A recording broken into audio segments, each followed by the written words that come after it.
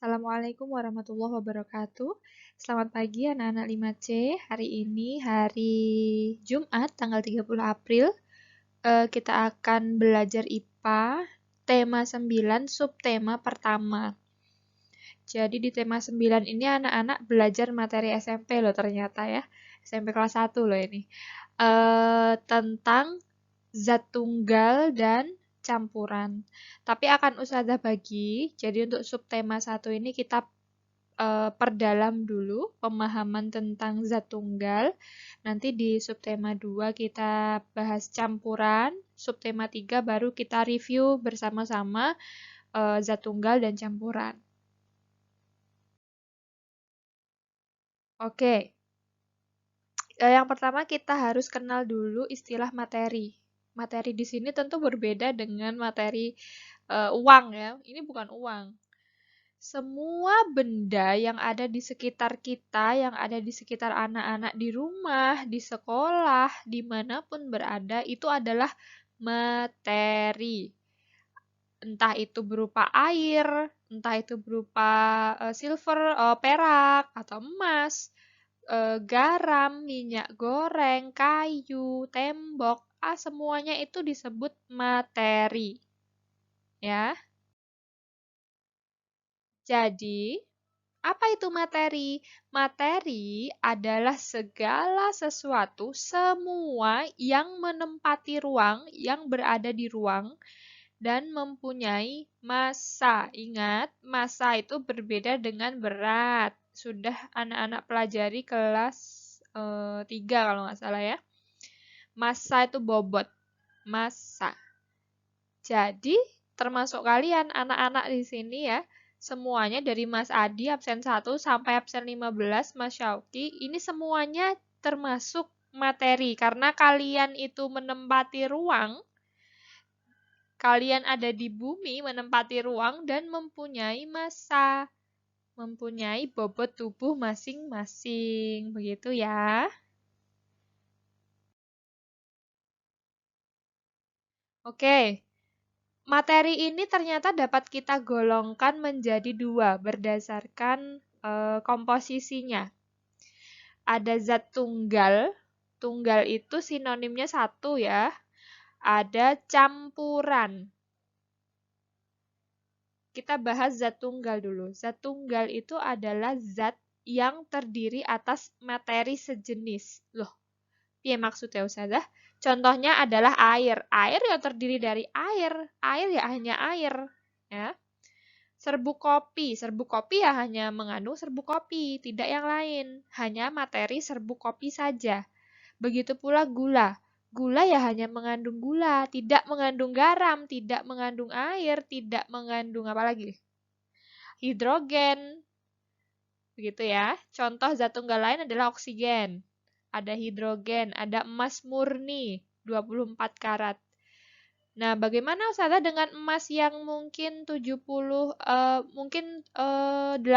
karat Ustazah yang dicampur dengan perak? Nah, itu bukan lagi masuk zat tunggal karena sudah dicampur. Nah, itu masuk campuran. Campuran itu apa? Campuran itu zat yang terdiri atas beberapa jenis zat tunggal. Zat tunggal digabungkan menjadi dicampurkan menjadi campuran. Air, air, serbuk kopi, gula. Kalau kita campurkan akan menjadi wedang kopi. Kesukaannya Ustazah ya, kopi. Nah, ini kan sudah ada air di sini, sudah ada serbuk kopi. Kalau yang suka gula diberi gula, ini kan dicampur-campur. Begitu pula udara. Jangan anak-anak pikirkan kalau udara itu hanya terdiri dari oksigen. Wah, itu salah total ya.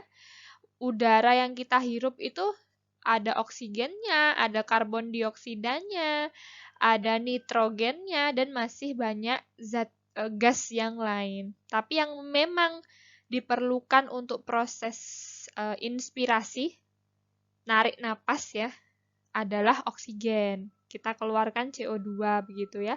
Udara ini campur-campur juga. Begitupun logam perunggu. Perunggu itu campuran kalau tidak salah seingat Ustazah, campuran dari tembaga dan timah.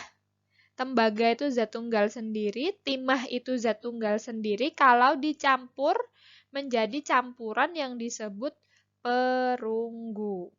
Paham perbedaannya ya? Ustazah ulangi. Kalau zat tunggal itu terdiri dari materi sejenis. Emas tok murni. Yang murni, nah zat tunggal itu murni. Kalau campuran itu berarti yang dicampur-campur. Lanjut ya. Nah, sebetulnya mind map atau peta pikiran atau peta konsep untuk tema 9 ini seperti ini ya, beranak pinak. Materi itu dibagi jadi zat tunggal, dibagi jadi campuran. Zat tunggal ternyata masih dibagi lagi. Bisa digolongkan menjadi unsur, bisa digolongkan menjadi senyawa.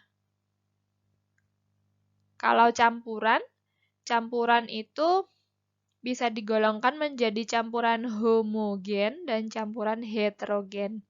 Khusus subtema ini seperti yang Ustazah sampaikan di awal, kita hanya akan mendalami klasifikasi atau penggolongan zat tunggal terlebih dahulu. Untuk yang klasifikasi campuran akan kita bahas di pekan depan di subtema kedua. Nah, sekarang apa perbedaan antara unsur dengan senyawa? Ingat lagi, unsur dan senyawa itu zat tunggal, semuanya murni. Tapi bedanya apa? Yuk, kita cermati bareng-bareng. Kalau unsur itu bentuk yang paling sederhana. Unsur itu sudah tidak bisa dibagi lagi menjadi zat yang lebih sederhana. Karena dia memang yang paling sederhana. Ya, contoh, oke, sebelumnya.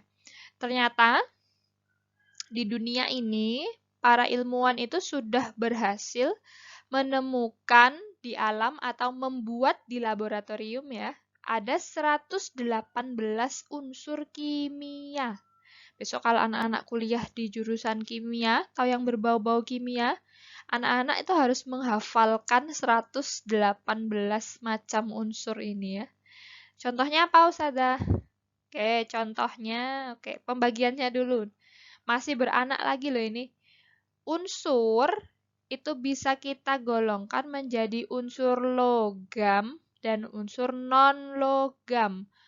Unsur logam ini punya sifat khusus. Dia pasti berwujud padat dan dia mengkilap. Contohnya besi, Fe. Fe itu simbol kimianya. Diambil dari bahasa Latin besi itu ferrum, Fe. Ada perak, perak itu argentum, Ag. Ada emas, emas itu aurum, Au, maaf. Ada platina, PT. Simbol-simbol ini memang sudah disepakati oleh ilmuwan-ilmuwan ya. Jadi bukan mengada-ada. Buatan gawe-gawe ya.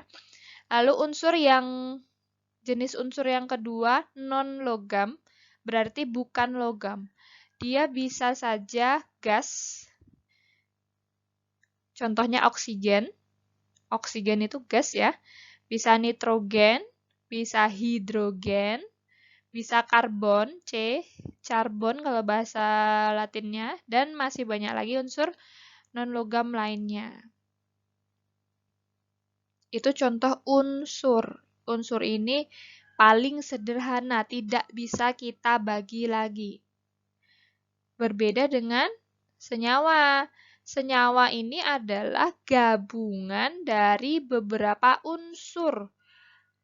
Contoh nih, kalau hidrogen kita gabungkan dengan oksigen, kita akan mendapatkan senyawa air, H2O. Dua atom hidrogen, 2H, 2 atom hidrogen. Nah, seperti ini gambarnya ya. 2 atom hidrogen dan 1 atom oksigen kalau digabung akan menghasilkan senyawa air H2O. Gitu. Kalau garam dari apa, Ustazah? Garam itu NaCl. dari unsur natrium dan unsur klorida, itu garam. Nah, bedanya jelas ya, kalau unsur itu hanya H, hanya O, itu unsur paling sederhana. Tapi kalau senyawa, sudah digabungkan unsur-unsur itu. H digabungkan dengan O, jadi H2O. Itulah senyawa air. Oke, materi ini cukup membutuhkan apa ya?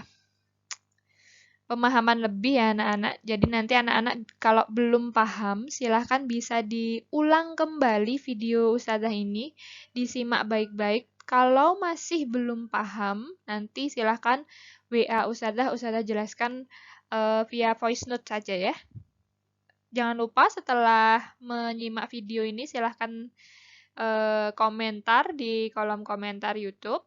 Lalu silahkan dikerjakan tantangannya, sudah Ustazah posting di Classroom.